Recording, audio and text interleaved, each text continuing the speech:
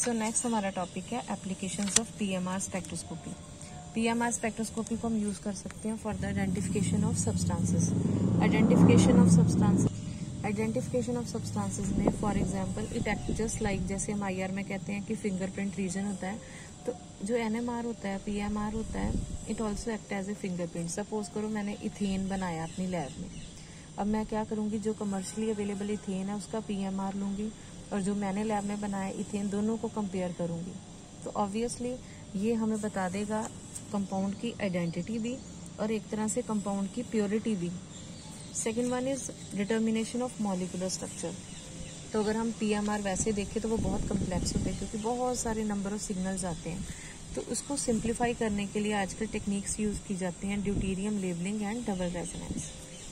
Next is identification of reaction product. For example ये एक reaction है, 1-मिथाइल साइक्लोहेक्सीन में हम HCl ऐड करने लगे हैं। This is carbon, double bond carbon के अराउंड एडिशन हो रही है। मार्कोनिकॉफ रूल भी हो सकता है, एंटी मार्कोनिकॉफ रूल भी हो सकता है।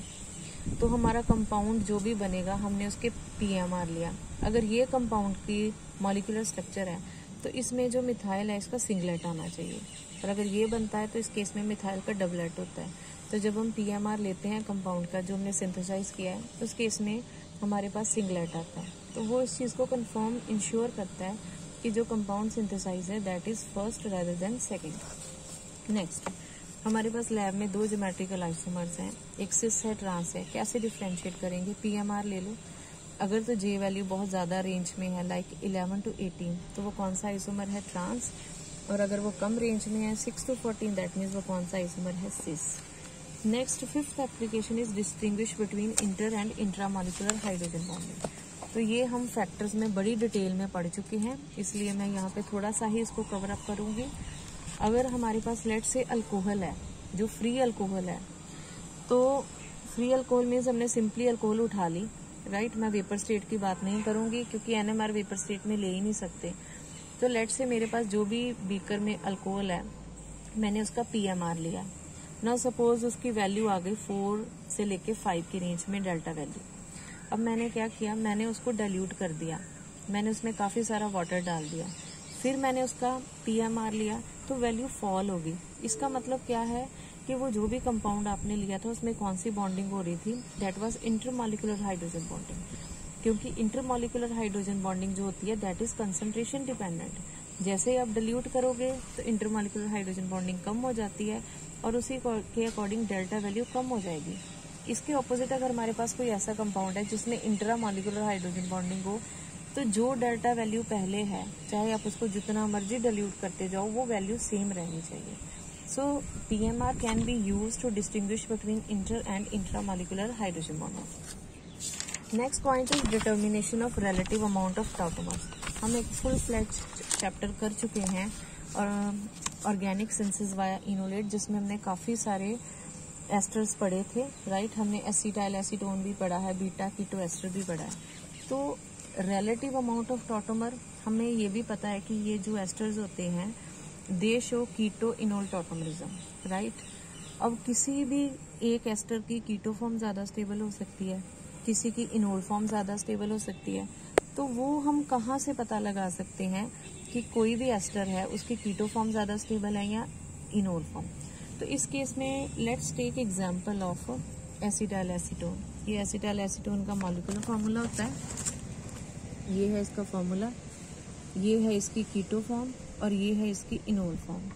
तो क्या होता है, कीटो फॉर्म में आप देखो कि डेल्टा वैल्यू कहाँ कहाँ पे कौन कौन सा सिग्नल आता है और इनोल फॉर्म में कौन कौन सा सिग्नल आता है।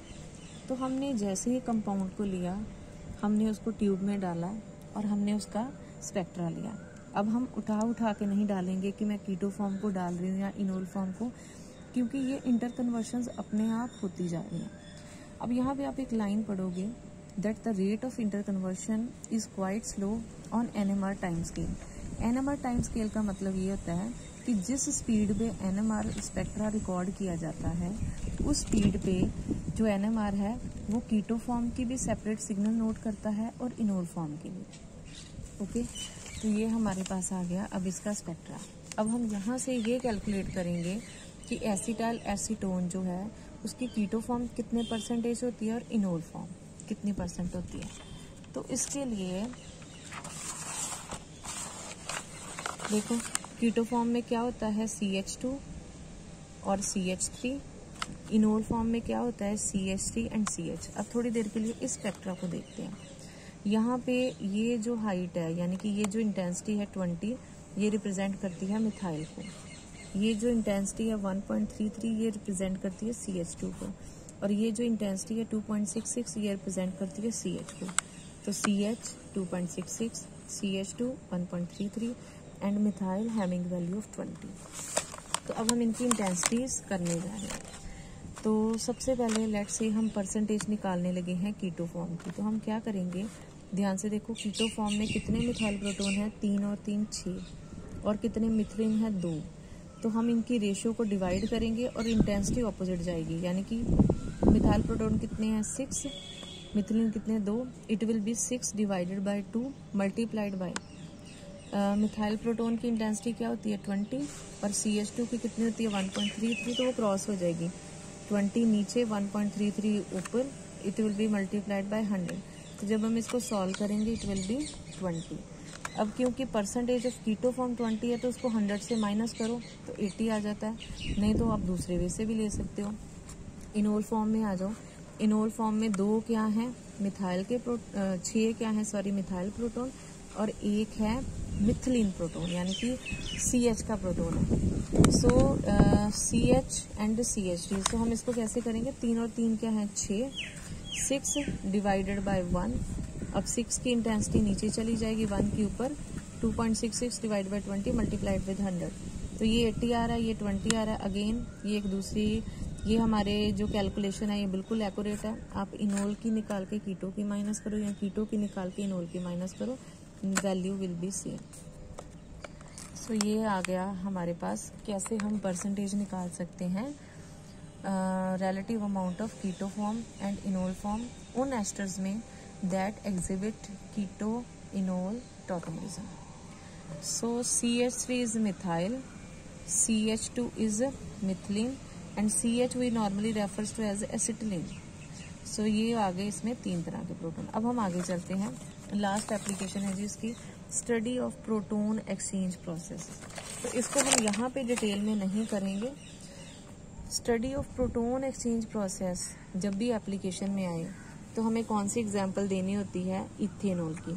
तो ये I will make a separate video जिसमें I will show how we can determine the PMR spectrum of ethanol. आपको इथेनॉल आ जाए या आपको कोई एनालीन का आ जाए, यानी कि ऐसे मॉलिक्यूल जिसमें एक सिंगल प्रोटोन होता है, लिबाइल प्रोटोन होता है जो एक्सचेंज हो सकता है, तो दोनों केसेस में हमारी जो स्टोरी कंसेप्ट है सेम बैठेगा। तो ये जो इथेनॉल की एग्जांपल है that you will see in next video.